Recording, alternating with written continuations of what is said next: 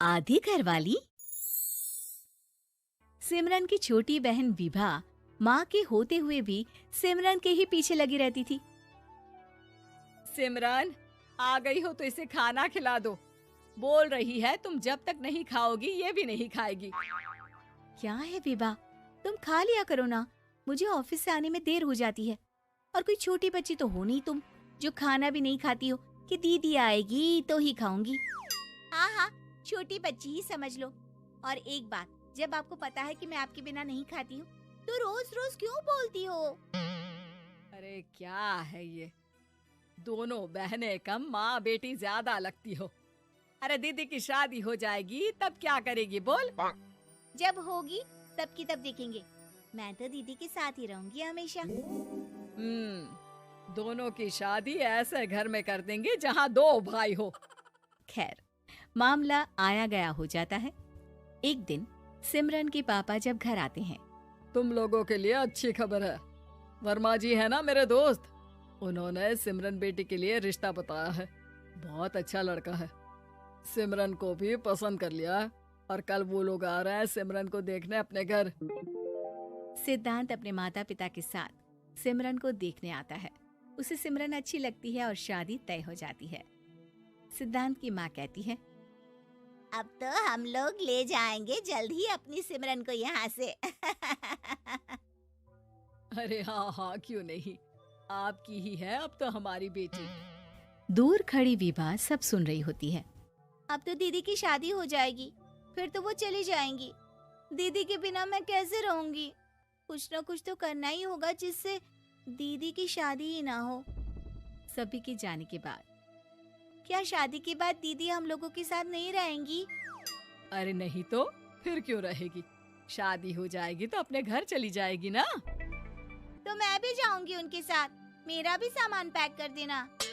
अरे कैसे बात कर रही हो विभा, दीदी के ससुराल छोटी बहन नहीं जाती। हाँ, कभी कभी जाकर मिलाना और रोज फोन पर भी बात कर लेना, ठीक है? नहीं पापा, आप तो जानते हैं मैं दीदी के बिना खाना भी नहीं खाती, ना ही मुझे उनके बिना नींद आती है। सिमरन बहन की बात सुनकर इमोशनल हो जाती है। अगले दिन से विभा खाना खाना छोड़ देती है। लोगों के लाख समझाने के बाद भी विभा ना खाती है ना ही सोती है। अंत में हार मानकर सिमरन सिद्धांत से मिलती है। सिद्धांत, मेरे मम्मी पापा ने बचपन से ही विभा और मुझे साथ रखा। वो मुझसे बहुत जुड़ी है।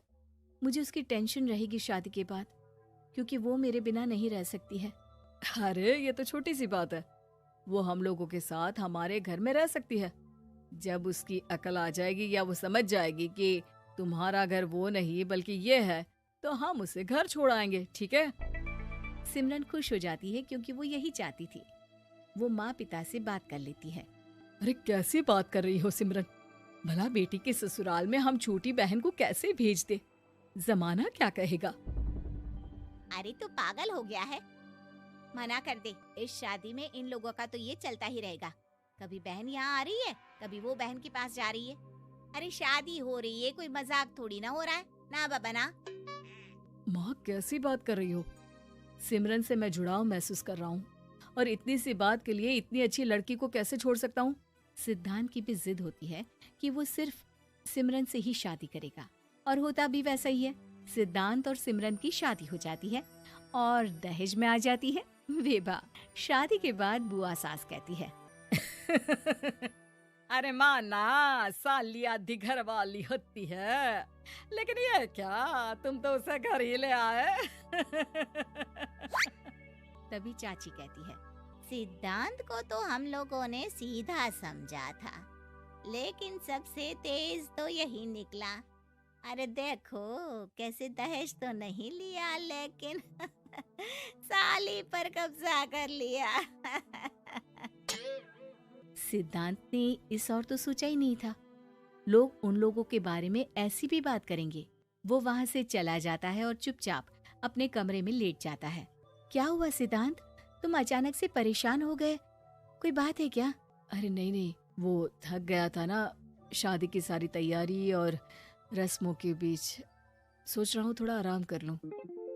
हाँ ठीक है, आप लेट जाइए, मैं विभा का बेड लगा देती हूँ जमीन पर। क्या वो यहाँ सोएगी? हाँ, बताया तो था कि उसे नींद नहीं आती मेरे बिना। तो तुम आराम से लेटो ऊपर, हम लोग नीचे बिछा लेते हैं। अरे नहीं नहीं, तुम दोनों आराम से लेटो ऊपर, मैं माँ पापा के रूम में जा रहा हूँ। सिद्धांत वहाँ से दूसरे कमरे में चला जाता है, जहाँ सिद्धांत के पिता उससे कहते हैं, क्या बात है बेटा, तू उस कमरे में क्यों नहीं सो रहा?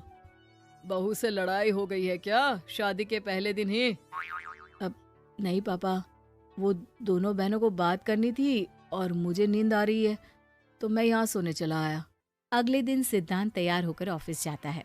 ऑफिस में लंच के वक्त दोस्त कहता है, क्या बात है सिद्धांत, इतना सारा खाना एक ही दिन में?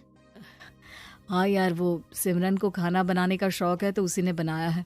यार हम लोगों की तो सिर्फ एक ही बीवी है, इसकी तो दो है ना। सिद्धांत को गुस्सा आ जाता है। कैसी बात कर रहा है तू? अरे तू तो भाग्यशाली है जो बीवी के साथ साथ साली भी आ गई। अरे साली लोगों की तो आधी घरवाली होती है, तुझे तो पूरी की पूरी मिल गई। सिद्धांत का पारा अब 7वें आसमान में पहुंच जाता है। वो खड़ा होकर उस लड़के से लड़ने लगता है।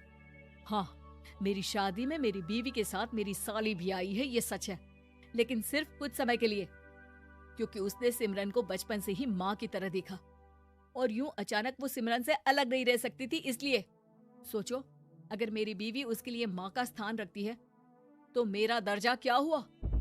तभी वहाँ बॉस आ जाता है। माफ करना सिद्धांत, यहाँ इस मेंटल लेवल के लोग हैं, जरूरी नहीं साली सिर्फ आधी घरवाली ही हो, कभी वो छोटी बहन तो कभी बेटी भी होती है। वेल डन सिद्धांत। सिद्धांत को अब ऑफिस में कोई कुछ नहीं कहता, लेकिन आस पड़ोस का वो तो वही हाल रहता है। सिद्धांत ऑफिस से घर की ओर आ रहा होता है कि रास्ते में उसे अपनी कॉलोनी का दोस्त मिल जाता है। क्या बात है, चेहरे की चमक बता रही है, शादी से बड़ा खुश है तू, क्यों? हाँ यार, अच्छी लड़की और अच्छा परिवार मिलना कहाँ होता है जल्दी आजकल। यार हमें भी दिला देना ऐसा परिवार जहाँ एक के साथ एक फ्री की स्कीम चल रही हो। सिद्धांत को फिर गुस्सा आ जाता है। वो दोस्त को मारने के लिए हाथ उठाता ही है कि वहाँ विभा आ जाती है। अरे जीजू, रहने दीजिए ना, ये लोग नहीं समझेंगे कि इंसानियत क्या होती है। ये सच है कि दीदी से कैसे दूर रहना, ये मुझे पता नहीं था। आपने मुझे दीदी के पास रहने का मौका देकर ये समझने का मौका दिया कि लड़की का असली घर उसका ससुराल होता है। मैं समझ चुकी हूँ, मैं जा रही हूँ जीजू, लेकिन मैं खुश हूँ कि आपने मुझे अपनी छोटी बहन समझा। सभी उन लोगों को देखकर ताली बजाने लगते हैं। विभा अपने घर चली जाती है और सिद्धांत खुशी खुशी सिमरन के साथ रहने लगता है।